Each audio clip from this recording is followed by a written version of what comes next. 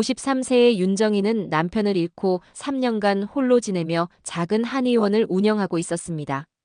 그녀의 삶은 평범했지만 나름 충실했죠. 매일 아침 7시에 일어나 환자들을 돌보며 저녁에는 혼자 차 한 잔을 마시며 하루를 정리하는 그런 일상이었어요. 그런 정의의 삶에 변화가 찾아온 건 지역 의료봉사에 참여하게 되면서부터였습니다. 매월 첫째 주 토요일, 정의는 독거노인들을 위한 무료 진료에 참여했는데 바로 그곳에서 강태식 회장을 만나게 되었죠. 67세의 태식은 대한민국 굴지의 건설회사 회장으로 평소 사회봉사에 관심이 많다고 알려진 인물이었습니다. 처음 만났을 때 태식은 정의에게 깊은 인상을 받았다고 말했어요.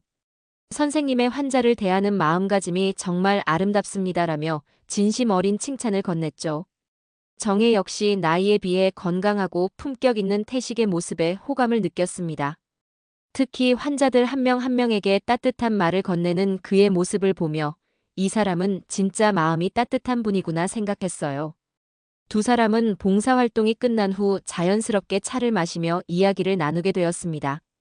태식은 10년 전 아내를 잃고 혼자 지내고 있다며 자신도 정희처럼 배우자를 잃은 아픔을 이해한다고 말했죠. 그의 이야기를 들으며 정희는 묘한 동질감을 느꼈습니다. 이후 두 사람은 자주 만나게 되었어요. 태식은 정희에게 고급 레스토랑에서 식사를 대접하기도 하고 클래식 공연에 함께 가기도 했습니다. 정희는 오랜만에 누군가의 배려를 받으며 설레는 감정을 느꼈죠. 태식 역시 정희의 소박하면서도 지적인 매력에 깊이 빠져들었다고 고백했습니다. 교제 6개월 만에 태식은 정희에게 프러포즈했어요. 정희 씨, 제 남은 인생을 함께 해주실 수 있을까요? 서로 의지하며 행복하게 살고 싶습니다. 라고 말이죠. 정희는 고민 끝에 그의 청혼을 받아들였습니다. 주변 사람들은 모두 부러워했어요. 가난한 한의사가 재벌과 결혼하다니 정말 신데렐라 스토리라며 축하해 주었죠. 결혼식은 호텔에서 성대하게 치러졌습니다. 정희는 하얀 드레스를 입고 태식과 함께 행복한 미소를 지었어요. 그때만 해도 앞으로 펼쳐질 지옥 같은 나날들을 상상조차 할 수 없었습니다. 결혼 후 정희가 이사한 곳은 강남의 대저택이었습니다. 300평이 넘는 집에는 정원과 수영장까지 갖춰져 있었어요. 하지만 화려한 외관과 달리 집안의 분위기는 차갑기 그지없었죠. 태식의 첫째 아들 강민호와 둘째 딸 강수지는 정희를 새어머니로 인정하지 않았습니다. 아버지가 또 바람이 났네요 라고 민호가 중얼거리는 소리를 정희는 우연히 들었어요. 수진 역시 정희와 마주칠 때마다 시큰둥한 표정을 지으며 인사도 제대로 하지 않았습니다. 정희는 그들을 이해하려 노력했죠. 갑작스럽게 나타난 새어머니를 받아들이기 어려울 거라고 생각했으니까요. 하지만 진짜 문제는 태식이었습니다. 결혼 전 그토록 다정했던 태식은 온데간데 없이 사라지고 대신 가부장적이고 권위적인 모습만 남아 있었어요. 아침 식사 시간에 태식은 신문을 보며 정희에게 말했습니다. 집안 대소사는 모두 내가 결정하니까 당신은 따르기만 하면 돼요. 그리고 밖에서 함부로 내 이름을 팔지 마세요. 정희는 처음엔 농담인 줄 알았어요. 하지만 태식은 정말로 진심이었습니다. 정희가 예전처럼 한의원에서 일하고 싶다고 말하자 태식은 펄쩍 뛰며 화를 냈죠. 강태식의 부인이 돈벌이를 한다고요? 체면이 말이 아니에요. 집에서 조용히 있으세요. 집안 행사는 더욱 괴로웠습니다. 태식의 형제들과 친척들이 모이는 자리에서 정희는 마치 하녀처럼 취급받았어요. 차를 따르고 음식을 나르고 설거지까지 도맡아 했습니다. 태식은 그런 정희를 보며 만족스러워했죠. 역시 정희는 현명해요. 자기 자리를 잘 알고 있어라고 말이에요. 정희는 점점 말라갔습니다. 스트레스로 잠을 제대로 이루지 못했고 식욕도 떨어졌어요. 거울 속 자신의 모습을 보며 정희는 충격을 받았습니다. 불과 몇 달 사이에 이렇게 초췌해졌다니 믿을 수가 없었죠. 집안 하녀인 박순자도 정희를 무시했습니다. 20년간 강가에서 일해온 순자는 정희를 그냥 지나가는 여자 정도로 생각했어요. 마님, 회장님 옷은 제가 따로 관리하니까 손 떼지 마세요라며 정희를 견제했죠. 심지어 정희가 부탁한 일도 건성으로 처리했습니다. 어느 날 정희는 태식에게 말했어요. 여보, 우리 결혼 전과 많이 달라진 것 같아요. 저도 존중받고 싶습니다. 하지만 태식의 대답은 차가웠죠. 존중? 당신이 뭘 했다고 존중을 바라요? 내가 먹여 살리고 재워주는 것만으로도 감사해야죠. 정희는 그 순간 깨달았습니다. 자신이 사랑하는 남편이 아니라 그저 소유물로 취급받고 있다는 걸 말이에요. 태식에게 정희는 봉사활동에서 만난 착한 여자 정도였을 뿐 진정한 동반자가 아니었던 거죠. 밤마다 정희는 베개를 적시며 울었습니다. 이게 정말 내가 원했던 결혼 생활일까? 과연 언제까지 이렇게 살아야 할까 하면서 말이에요. 결혼 1년이 지나자 정희는 더 이상 참을 수 없었습니다. 매일 반복되는 무시와 냉대, 그리고 자신을 마치 투명인간 취급하는 가족들의 태도에 마음속 분노가 쌓여갔어요. 어느 화요일 아침, 정희는 용기를 내어 태식에게 말했습니다. 여보, 저 다시 한의원을 열고 싶어요. 사람들을 치료하는 게 제 천직이거든요. 정희의 목소리에는 간절함이 묻어났죠. 하지만 태식은 신문에서 눈을 떼지도 않은 채 대답했어요. 안 된다고 했잖아요. 강태식의 부인이 밖에서 돈벌이를 할 수는 없어요. 그럼 최소한 제가 예전에 하던 의료봉사라도 계속하게 해주세요. 집에만 있으니 답답해서 미칠 것 같아요. 정희는 목소리를 높였습니다. 그러자 태식이 비로소 신문을 내려놓으며 차갑게 바라봤어요. 당신 지금 나한테 대들고 있는 거예요? 정희는 그날 밤 홀로 서재에 앉아 심각하게 고민했습니다. 이대로 살 수는 없다는 생각이 들었어요. 독립을 선언하고 이혼을 요구해야겠다고 마음먹었죠. 다음 날 아침, 정희는 태식에게 단호하게 말했습니다. 여보, 우리 이혼해요. 더 이상 이렇게 살 수 없어요. 태식의 얼굴이 순간 일그러졌습니다. 이혼이라고요? 하, 정말 웃기는 소리네요. 그는 비웃으며 자리에서 일어났어요. 당신이 이혼을 한다고요? 그럼 빈털터리로 나가실 각오는 되어 있나요? 정희는 무슨 뜻인지 몰라 어리둥절했습니다. 태식은 서재에서 서류 뭉치를 가져와 정희 앞에 던졌어요. 당신이 서명한 결혼 계약서 좀 다시 읽어보세요. 이혼 시 위자료는 일체 없고 당신이 가져온 재산도 모두 포기한다고 되어 있어요. 정희는 깜짝 놀라 계약서를 다시 읽어봤습니다. 결혼 전 태식이 형식적인 절차라며 서명을 요구했던 그 계약서 말이에요. 당시 사랑에 빠진 정희는 내용을 제대로 확인하지 않고 서명했었죠. 지금 다시 보니 정말로 모든 조항이 태식에게 유리하게 작성되어 있었습니다. 그리고 당신 명의로 된 통장들 모두 내가 관리하고 있다는 거 알고 있죠? 태식의 말에 정희는 더욱 충격을 받았어요. 결혼 후 태식이 편의상 관리해주겠다며 가져간 통장들이 모두 생각났죠.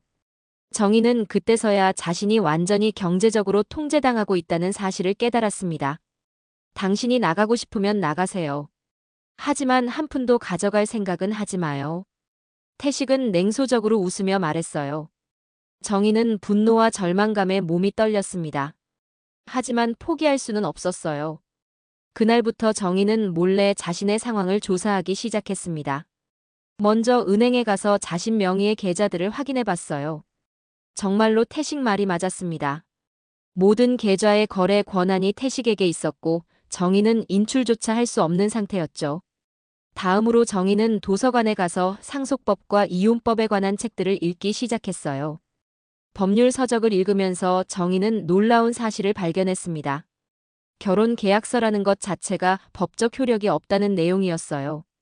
특히 일방적으로 불리한 조건들은 무효가 될 수 있다는 거죠. 정희는 처음으로 희망을 느꼈습니다.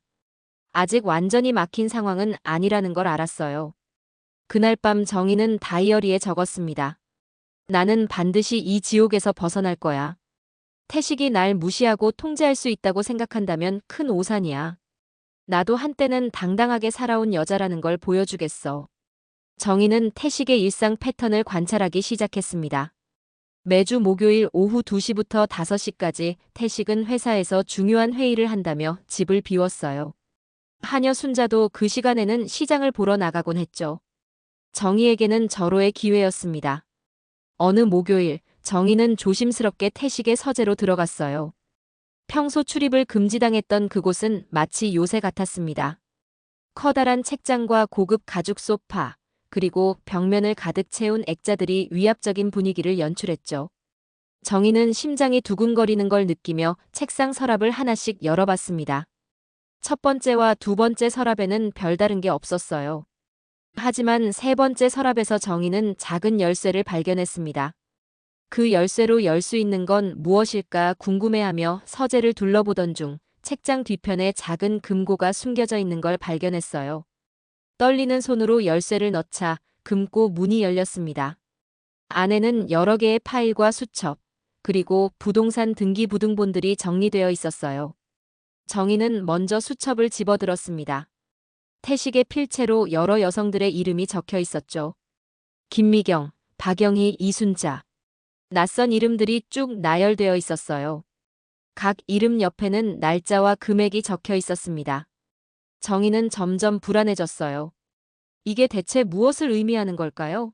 수첩을 더 넘겨보다가 정희는 깜짝 놀랐습니다. 자신의 한의대 후배인 조현정이라는 이름이 적혀 있었거든요. 현정은 정희보다 5살 어린 후배로 결혼 후에도 가끔 연락을 주고받던 사이였습니다. 최근에는 사업이 어렵다며 고민을 털어놓기도 했었죠. 그런데 왜 현정의 이름이 태식의 수첩에 적혀 있는 걸까요? 정희는 급히 부동산 서류들을 뒤져봤습니다. 서류 더미 속에서 정희는 충격적인 사실을 발견했어요. 강남 일대의 여러 부동산들이 조현정을 비롯한 여성들 명의로 되어 있었습니다. 모두 수첩에 적힌 여성들이었죠. 정희는 손이 떨렸어요. 이건 분명 불법적인 일이었습니다. 세금 회피를 위해 다른 사람 명의로 부동산을 취득한 거였어요. 더 놀라운 건 그 다음이었습니다. 파일 속에서 정희는 현정과 태식이 함께 찍힌 사진을 발견했어요. 둘이 호텔 레스토랑에서 친밀하게 대화하는 모습이었습니다. 사진 뒷면에는 2년 3월이라고 적혀 있었죠. 바로 정희와 태식이 결혼한 지 한 달 후였습니다. 정희는 머리가 하얘졌어요.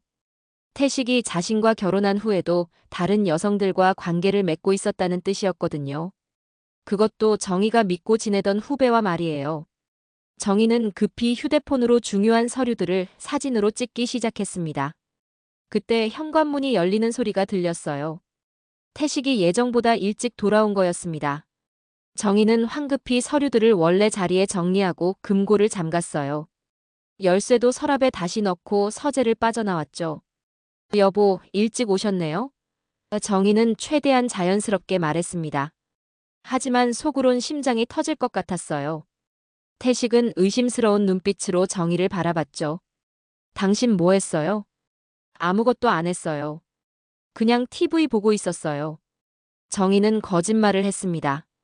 태식은 잠깐 정희를 응시하더니 서재로 향했어요. 정희는 식은땀을 흘리며 태식의 뒷모습을 바라봤습니다. 다행히 태식은 별다른 이상을 눈치채지 못한 것 같았어요. 하지만 정희의 마음은 복잡했습니다. 남편의 배신과 후배의 배신을 동시에 당한 충격, 그리고 불법적인 거래의 실체를 알게 된 놀라움이 뒤섞여 있었죠. 정희는 그날 밤 잠들지 못했습니다. 머릿속에서는 온갖 생각들이 맴돌았어요. 며칠 밤을 제대로 잠들지 못한 정희는 점점 몸이 약해졌습니다. 태식의 배신과 현정의 배반에 대한 충격이 너무 컸거든요. 아침마다 일어나기가 힘들었고 하루 종일 어지럼증에 시달렸어요. 식욕도 완전히 사라져서 물 한 모금 넘기기도 어려웠습니다.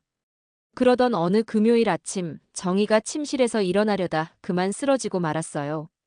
하녀 순자가 아침 식사 준비를 확인하러 왔다가 정희가 바닥에 쓰러져 있는 걸 발견했죠. 마님, 마님. 순자의 다급한 목소리가 집안에 울려 퍼졌습니다. 태식은 회사에 중요한 미팅이 있다며 병원에 가지 않았어요. 순자가 모시고 가세요.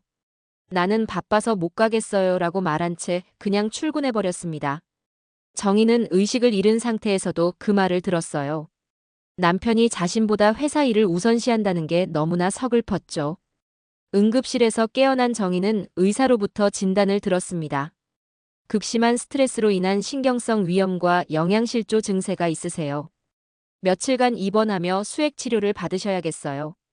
정희는 고개를 끄덕이며 자신의 처지를 비관했습니다. 고작 53세에 이런 병에 걸리다니 정말 한심하다는 생각이 들었어요. 이번 첫날 밤 정희는 홀로 병실에 누워 천장을 바라봤습니다. 태식은 물론이고 민호와 수진도 문병을 오지 않았어요. 심지어 안부 전화 한 통 없었죠.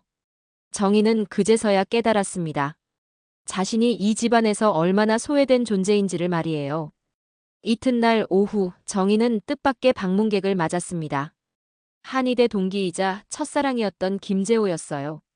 재호는 현재 대학병원에서 한방내과 교수로 일하고 있었습니다. 정희야, 어떻게 이렇게 됐어? 재호의 목소리에는 진심 어린 걱정이 묻어났어요.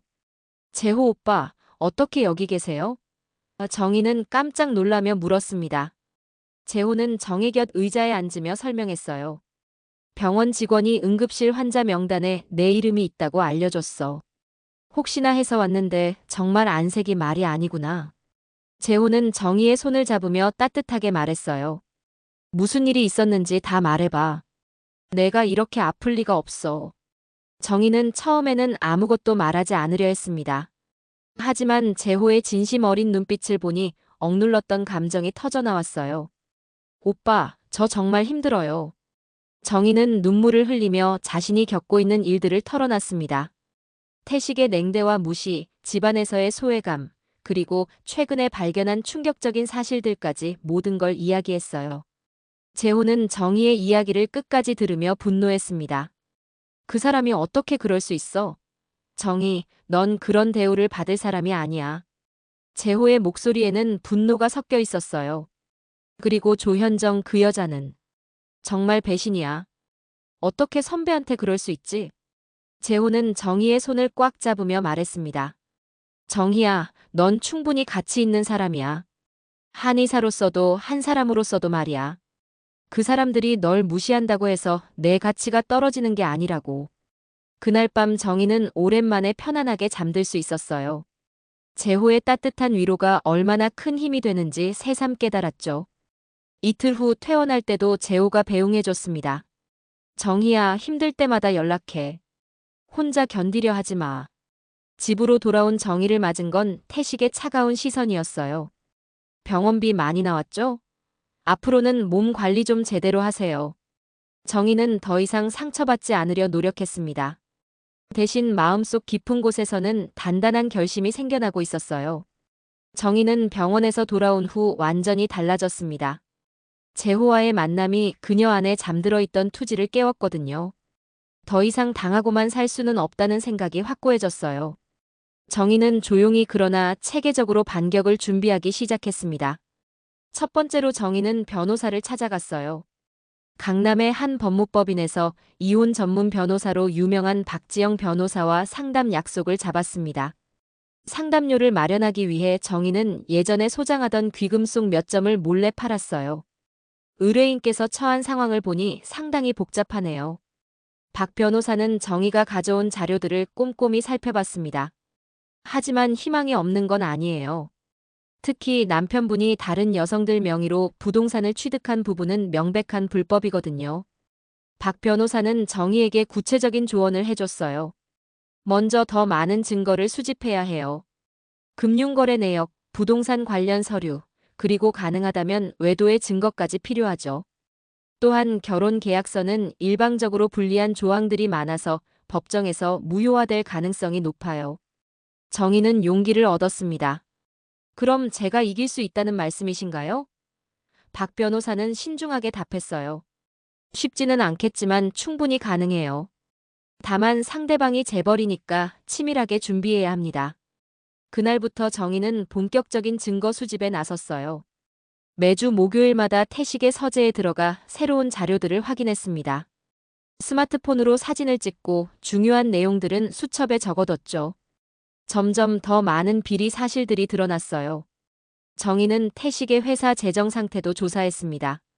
인터넷으로 공시자료를 검색해보니 최근 몇 년간 회사가 어려운 상황에 처해 있다는 걸 알 수 있었어요. 그런데도 태식은 여전히 호화로운 생활을 유지하고 있었죠. 이건 역시 의심스러운 부분이었습니다. 어느 날 정희는 조현정에게 전화를 걸었어요. 현정아, 요즘 어떻게 지내? 정희는 최대한 자연스럽게 물었습니다. 현정은 평소와 다름없이 대답했어요. 언니, 사업이 좀 나아졌어요. 좋은 투자자를 만나서 도움을 받고 있거든요. 투자자요? 어떤 분이세요? 정희의 질문에 현정은 잠깐 주저했습니다. 그냥 아는 분이에요. 언니, 미안한데 손님이 와서 나중에 다시 연락드릴게요. 현정은 성급하게 전화를 끊었어요. 정희는 확신했습니다. 현정이 말하는 투자자가 바로 태식이라는 걸 말이에요. 정희는 또한 태식의 일정을 파악하기 시작했어요. 매주 화요일과 금요일 저녁에 태식은 중요한 모임이 있다며 늦게 들어왔습니다. 정희는 한번 몰래 태식을 따라가 봤어요. 태식이 향한 곳은 강남의 고급 호텔이었죠. 며칠 후 정희는 그 호텔 로비에서 충격적인 장면을 목격했습니다. 태식이 현정과 함께 엘리베이터에 타는 모습을 본 거예요. 둘의 모습은 명백히 불륜 관계임을 시사했습니다. 정희는 이 장면도 스마트폰으로 촬영했어요. 집으로 돌아온 정희는 지금까지 모은 자료들을 정리했습니다. 부동산 명의 신탁, 회사 자금 유용 의혹, 그리고 현정과의 불륜까지.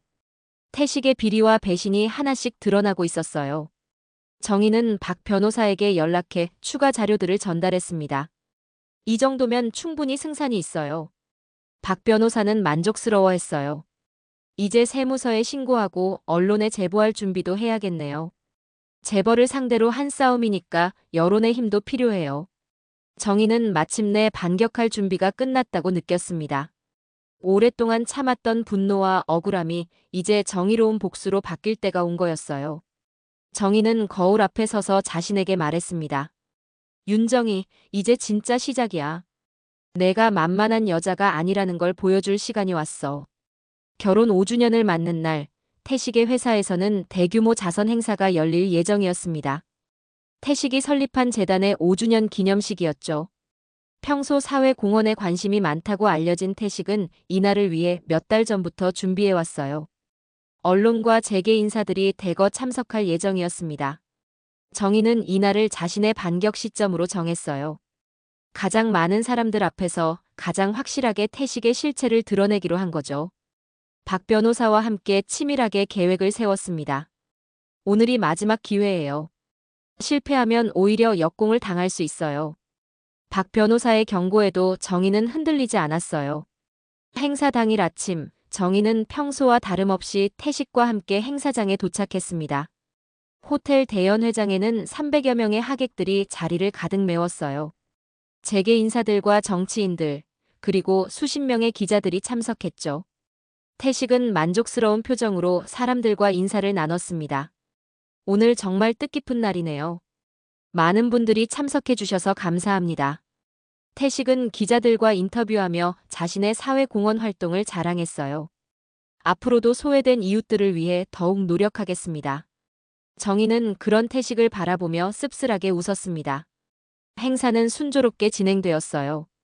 축사와 감사패 전달, 그리고 태식의 기념사까지 모든 순서가 끝났습니다. 사회자가 이제 질의응답 시간을 갖겠습니다 라고 말하자 정희가 천천히 자리에서 일어났어요. 저도 한 말씀 드리고 싶습니다. 정희의 목소리가 연회장에 울려 퍼졌습니다. 사람들은 모두 정희를 바라봤어요.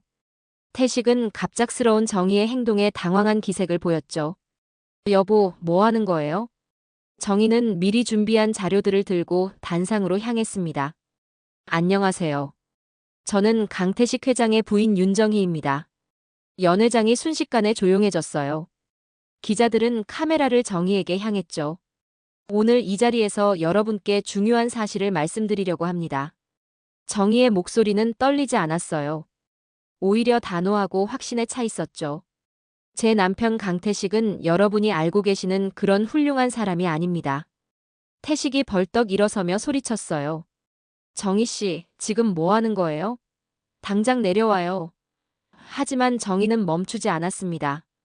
강태식은 지난 10년간 여러 여성들의 명의를 이용해 부동산을 불법으로 취득했습니다. 정희는 준비한 서류들을 하나씩 공개했어요. 이 자료들은 모두 제가 직접 수집한 증거들입니다. 세무서에도 이미 신고했고 검찰에도 고발장을 제출했어요. 연 회장은 완전히 술렁거렸습니다. 기자들은 미친 듯이 사진을 찍어댔어요. 또한 강태식은 결혼 중에도 다른 여성과 불륜 관계를 지속해왔습니다. 정희는 현정과 태식의 사진까지 공개했어요. 이 여성은 제 한의대 후배로 남편은 이분에게 사업 자금을 지원한다는 명목으로 부정한 관계를 맺었습니다. 태식의 얼굴은 새하얗게 변했어요. 거짓말이야. 모두 거짓말이라고. 하지만 이미 연회장은 아수라장이 되어버렸죠. 기자들은 태식을 둘러싸고 질문 공세를 퍼부었습니다. 정희는 마지막으로 말했어요. 저는 지난 5년간 이 남자의 아내로 살면서 인간으로서의 존엄성을 잃어버렸습니다. 하지만 더 이상 침묵하지 않겠어요. 진실을 알 권리가 국민들에게 있다고 생각합니다. 정의가 단상에서 내려오자 기자들이 몰려들었어요. 부인께서는 앞으로 어떻게 하실 계획이신가요? 이혼 소송을 제기하실 건가요? 정의는 침착하게 대답했습니다. 모든 법적 절차를 밟을 예정이고 진실이 밝혀질 때까지 끝까지 싸우겠습니다. 그날 저녁 뉴스는 정의의 폭로로 도배되었어요. 재벌 회장의 부동산 명예 신탁 의혹, 결혼 중 불륜 관계 폭로 등의 제목으로 모든 언론이 이 사건을 다뤘죠. 정희는 마침내 해냈다는 안도감과 함께 새로운 시작에 대한 기대감을 느꼈습니다. 정희의 폭로 이후 태식의 삶은 완전히 무너져 내렸습니다. 언론의 집중 포화를 받은 태식은 회사에서 사임하게 되었고 검찰 수사도 본격적으로 시작되었어요. 부동산 명예 신탁건으로 세무서 조사까지 받게 되면서 태식은 더 이상 예전의 위세를 부릴 수 없었죠. 정희는 박 변호사와 함께 이혼 소송을 제기했습니다. 태식 측에서는 강력하게 맞섰지만 정희가 준비한 증거들 앞에서는 속수무책이었어요. 특히 부동산 명예 신탁과 불륜의 증거들이 결정적이었죠. 법원은 정희의 손을 들어주었습니다. 축하드려요, 윤 선생님. 완전 승리예요. 박 변호사가 환하게 웃으며 말했어요. 정희는 위자료로 10억 원을 받게 되었고 태식 명의의 일부 부동산도 가져올 수 있었습니다. 무엇보다 중요한 건 자유를 되찾았다는 점이었어요. 이혼이 확정된 후 정희는 강남의 대저택을 떠났습니다. 5년간 지옥 같았던 그 집에서 마지막으로 나오는 날 정희는 뒤돌아보지 않았어요. 대신 새로운 삶에 대한 설렘으로 가슴이 뛰었죠. 이제 정말 자유야. 정희는 혼잣말로 중얼거렸습니다. 정희는 서초동의 작은 아파트를 구입했어요. 강남 대저택에 비하면 초라할 수 있지만 정희에게는 그 어떤 궁전보다 소중한 공간이었습니다. 온전히 자신만의 공간이었거든요. 정희는 집안을 정리하며 새로운 출발을 준비했어요. 가장 먼저 한 일은 한의원을 다시 여는 것이었습니다. 아파트 1층에 작은 한의원을 차렸어요. 윤정희 한의원이라는 간판을 보며 정희는 감격했습니다. 5년 만에 다시 자신의 이름으로 된 간판을 보는 거였어요. 예전 환자들도 하나둘 찾아와 주었죠. 선생님, 정말 오랜만이에요. 그동안 어디 계셨어요? 단골 환자였던 김 할머니가 반갑게 인사했어요. 정희는 웃으며 대답했습니다. 잠깐 다른 일을 하다가 다시 돌아왔어요. 이제는 계속 여기 있을 거예요. 정희는 한의원 운영과 함께 특별한 프로그램도 시작했어요. 중년 여성들을 위한 상담 프로그램이었습니다. 자신과 같은 고통을 겪는 여성들을 도와주고 싶었거든요. 매주 토요일 오후에 중년 여성 마음 치유 모임을 열었어요. 여러분, 우리는 누구보다 강한 사람들이에요. 정희는 모임에 참석한 여성들에게 말했습니다. 나이가 들었다고 결혼했다고 해서 우리의 가치가 떨어지는 게 아니에요. 우리도 존중받을 권리가 있어요. 여성들은 정희의 말에 깊이 공감했죠. 정희의 이야기는 많은 사람들에게 용기를 주었어요. 비슷한 처지의 여성들이 정희를 찾아와 조언을 구했습니다. 정희는 자신의 경험을 바탕으로 그들에게 희망을 전해주었어요. 포기하지 마세요. 언제든 새로운 시작이 가능해요. 재호도 정희의 새 출발을 축하해 주었어요. 정희야, 정말 대단해. 내가 이렇게 강한 사람인 줄 몰랐어. 재호는 진심으로 정희를 응원했습니다. 두 사람은 이제 좋은 친구이자 동료로서 관계를 이어가기로 했어요. 정희는 때때로 과거를 되돌아봤습니다. 태식과의 결혼이 모두 불행했던 건 아니에요. 그 고통스러운 시간들이 있었기에 지금의 자신이 있을 수 있었거든요. 더 강해지고 더 지혜로워진 자신을 발견할 수 있었죠. 어느 저녁 정희는 아파트 베란다에서 한강을 바라보며 차를 마셨어요. 노을이 강물을 붉게 물들이는 모습이 아름다웠습니다. 이제 진짜 내 인생이 시작이야. 정희는 미소를 지으며 생각했어요. 58세의 정희에게는 여전히 많은 가능성이 남아 있었습니다. 한 의원을 더 크게 키워갈 수도 있고 상담 프로그램을 전국으로 확산시킬 수도 있었어요. 무엇보다 이제는 누구의 눈치도 보지 않고 자신이 원하는 대로 살 수 있었죠. 정희의 이야기는 많은 중년 여성들에게 희망의 메시지가 되었습니다. 나이가 들어도 어려운 상황에 처해도 포기하지 않으면 언제든 새로운 시작이 가능하다는 것을 보여준 거예요.